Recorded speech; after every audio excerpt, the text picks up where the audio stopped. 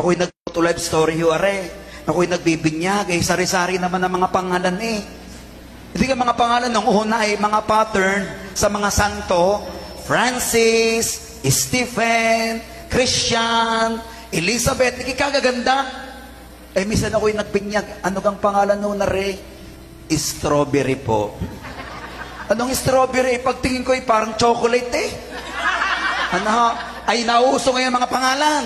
Mga pangalan ng LeBron James, Stephen Curry. Parang mga basketball player Pagtingin ko kaot do naman, kaot do, kakagarne. Paano magiging basketball player? May kaibigan ako, hindi ko nasabi kung saan diocese, nagbinyag. Nung siya nagbibinyag, dalad-dalad ng ina yung bata, Father, bibinyagan mo ang aking anak. Tuwang-tuwang pare. Ay siya, ano kung pangalan ng bata nga Father, wag ko kayo magagalit. Bakit naman magagalit Bibinyagan na nga, bibinyagan ang pangalan po ng aking anak ay Iris Spring. Sabi ng pare, di ito sabon. Palte. Hindi naman pare. Hindi man, Father, hindi man sabon yan. Anong hindi sabon? Yan ang aking gamit. Iris Spring. Ay, kagagamit.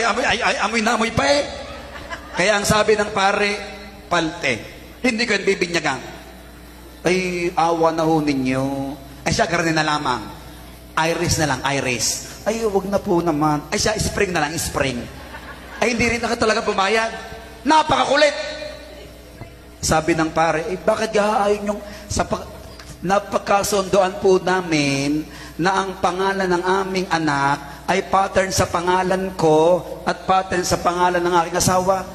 Bakit? Ano ko yung pangalan? Perla.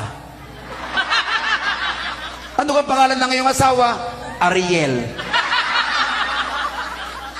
Ang pare kamot, sabi ng pare, sige, dali din at pipinyagan, ang ibubuhos natin, daw Palakpakan natin ang Panginoon. Amen.